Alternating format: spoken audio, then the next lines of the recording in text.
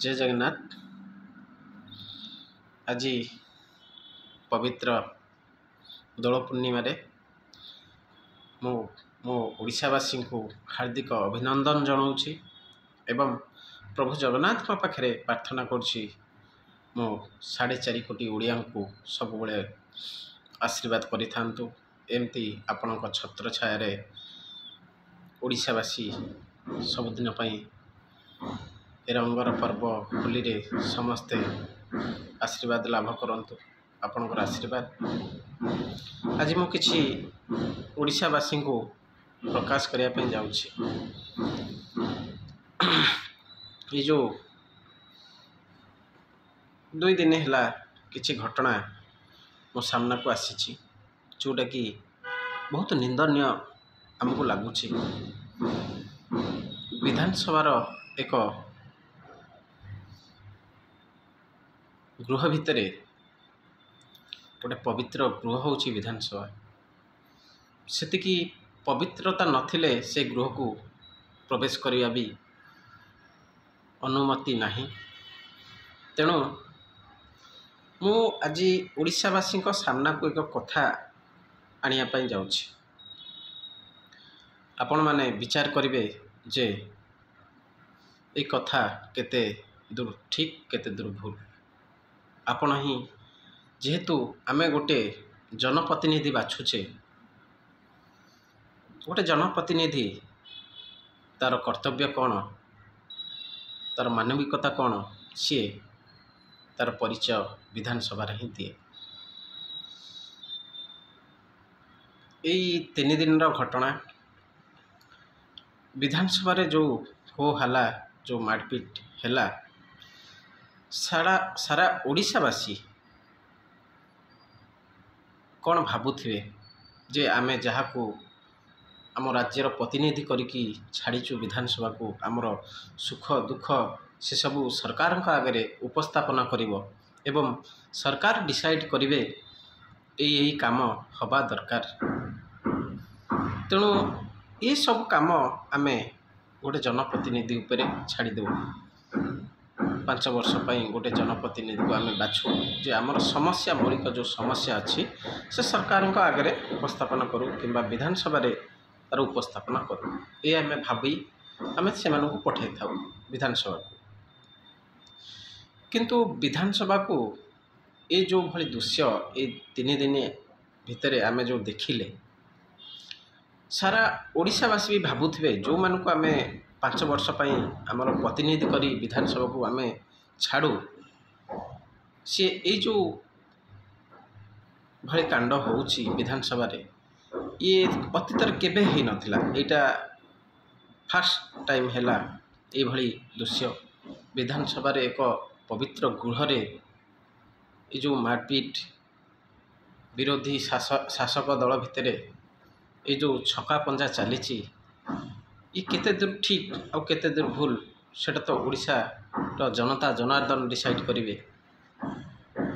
किंतु मु आज कहबार तात्पर्य होउची जे गोटे जनप्रतिनिधि जेहेतु आमे गोटे जनप्रतिनिधि को आमे 5 वर्ष विधानसभा को छाड़ू प्रत्येक समस्या आमर से उठेब। जदि गोटे जनप्रतिनिधि विधानसभा भितर यही भली गंडगोल आरंभ कर से आम समस्या से उठेब केते समय मिलला केते। तेणु आमे जेकोसी जनप्रतिनिधि को बाछि पठाऊचे भल भावे आमे ताकू मापिबा दरकार। तार व्यवहार आचरण तार चालीचलन यही सब रहिबा निहाती दरकार को भली भाव रे। कारण जेहेतु एबे विधानसभा को प्राय नुआ युवपीढ़ी जाइचंती एमएलए हिसाब रे से माने जो वयस्क विधायक माने अछंती से माने कौन शिखिबे जे विधानसभा रे आमे तो जानू विधानसभा रे प्रत्येक जनतांकर जो समस्या अछि सेठी उठा जाए। किंतु एबे गोटे प्रश्न उठिबो जदि कि आपन को प्रश्न कला जे विधानसभा रे कौन हुए आमे कहबा विधानसभा रे मारपीट हुए यही सबू परिचय आमे दबा ना। ଇଏ ଗଣତନ୍ତ୍ର ପାଇଁ ଶୁଭଙ୍କର ନୁହଁ। ତେଣୁ ପ୍ରତ୍ୟେକ ଜନତା ବହୁତ ବିଶ୍ୱାସ ସହିତ ଆପଣଙ୍କୁ ବିଧାନସଭାକୁ ଛାଡ଼ିଥାନ୍ତି ଯେ ଏଇ ଯେଉଁ 5 ବର୍ଷ ଭିତରେ ଯେକୌଣସି ସମସ୍ୟା ଆପଣ ବିଧାନସଭାରେ କହିବେ ଏବଂ ଆମ ସମସ୍ୟା ଦୂର ହେବ। କିନ୍ତୁ ଏଇଭଳି ଯେଉଁ ବିଧାନସଭାକୁ ବନ୍ଦ କରିବା ଏବଂ ହୋହାଲ୍ଲା କରି ମାରପିଟ ହେବା ଇଏ ଗଣତନ୍ତ୍ର ପାଇଁ ଶୁଭଙ୍କର ନୁହଁ। ପ୍ରତ୍ୟେକ ଯୁବପିଢ଼ି ଯେଉଁମାନେ ଆଗକୁ ଛିଡ଼ା ହେବେ କିମ୍ବା ଗୋଟେ ନେତୃତ୍ୱ ନେବେ ସେମାନେ କ'ଣ ଭାବିବେ? ଆମେ ବିଧାନସଭାରେ ଯାଇ ଏଇଭଳି ଆଚରଣ କରିବା? କିନ୍ତୁ ବୟସ୍କ ବିଧାୟକମାନେ ତାଙ୍କୁ ଏଇଭଳି ଉପଦେଶ ଦେବା ଦରକାର। ଦେଖନ୍ତୁ, ବିଧାନସଭା ଏମିତି ଏକ ଗୃହ, ସେ ପବିତ୍ର ଗୃହରେ ଆମେ ପବିତ୍ରତା ହେଇ ନିହାତି ଯିବା ଦରକାର। କୌଣସି ବିଶୃଙ୍ଖଳାର ବାତାବରଣ ସେଠି ସୃଷ୍ଟି ନ ହେବା ଦରକାର। ପ୍ରତ୍ୟେକ ଜନତାଙ୍କର ସମସ୍ୟା ସେଠି ପ୍ରେରିତ ହୁଏ। ତେଣୁ ଆ ଉପରେ ଆମେ ଫୋକସ୍ ଦେବା। ଦେଖନ୍ତୁ, ଶାସନ କିଏ କରୁ ନ କରୁ ସେଇଟା ମ୍ୟାଟର ନୁହଁ। ସରକାର ଅଛି, ସରକାର ଯିବେ, ପୁଣି ଜଣେ ଆଉ ଗୋଟେ ନୂଆ ସରକାର ଆସିବ, ଏମିତି ରୋଟେସନ୍ ଚାଲେ। ତେଣୁ ଆମେ ଯେଉଁ ସରକାରଙ୍କୁ ବାଛିଛେ ସେ ସରକାରଙ୍କ ଉପରେ ବିଶ୍ୱାସ ରଖିବା। କାରଣ ଏବେ ତ ବର୍ଷେ ହିଁ ଗୋଟେ ନ୍ୟୁ ସରକାରର ହେଇଛି, ଆହୁରି 4 ବର୍ଷ ଅଛି। ଏ 4 ବର୍ଷ ଭିତରେ ଆମେ ଦେଖିବା ଯେ ଆମ ପାଇଁ ସରକାର କ'ଣ କରୁଛନ୍ତି। ପ୍ରତ୍ୟେକ ଯୁବପିଢ଼ି ଯେଉଁମାନେ ବେରୋଜଗାର ହେଇକି ବସିଛନ୍ତି ସେମାନଙ୍କ ପାଇଁ ସରକାର କ'ଣ ଆକ୍ସନ୍ ନେଉଛନ୍ତି। ଆମେ ଟିକେ ସମୟ ଦେବା ସରକାରଙ୍କୁ।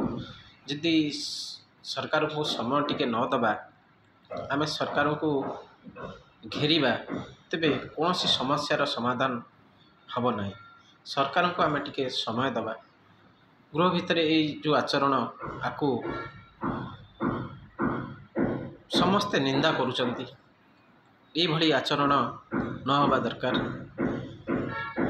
ଆଗାମୀ ଯେତେବେଳେ ଗୋଟେ ଯୁବପିଢ଼ି ସେତିକି ବିଧାନସଭାରେ ଯେଉଁଭଳି ଢଙ୍ଗରେ ପ୍ରଶ୍ନ ଉଠାଇବା କଥା ସେଇଭଳି ଉଠାଇବା ଦରକାର। ଆମେ ସେ ପବିତ୍ର ଗୃହକୁ ସମ୍ମାନ ଦେବା ଏବଂ ବିଧାନସଭାର ମର୍ଯ୍ୟାଦା ରକ୍ଷା କରିବା। ଏହା ହିଁ ହେଉଛି ଗୋଟେ ଜନପ୍ରତିନିଧିର କର୍ତ୍ତବ୍ୟ। ତେଣୁ ମୁଁ ପ୍ରଭୁ ଜଗନ୍ନାଥଙ୍କ ପାଖରେ ପ୍ରାର୍ଥନା କରୁଛି, ପ୍ରତ୍ୟେକ ଜନତାଙ୍କୁ ଆଶୀର୍ବାଦ କରିଥାନ୍ତୁ। ଆଉ ପ୍ରତ୍ୟେକ ଜନପ୍ରତିନିଧିକୁ ବି ରିକ୍ୱେଷ୍ଟ କରୁଛି ଯେ ଆପଣ ପ୍ରତ୍ୟେକ ଜନତାଙ୍କର କଥାକୁ ବିଧାନସଭାରେ ଶାନ୍ତି ଶୃଙ୍ଖଳା ସହିତ ଉପସ୍ଥାପନ କରନ୍ତୁ ଏବଂ ଜନତାଙ୍କର ଯେଉଁ ସମସ୍ୟା ଅଛି ତାକୁ ସଲ୍ଭ କରନ୍ତୁ। ଏହି ହେବ ଗୋଟେ ଜନପ୍ରତିନିଧିର କର୍ତ୍ତବ୍ୟ। ଜୟ ଜଗନ୍ନାଥ, ବନ୍ଦେ ଉତ୍କଳ ଜନନୀ।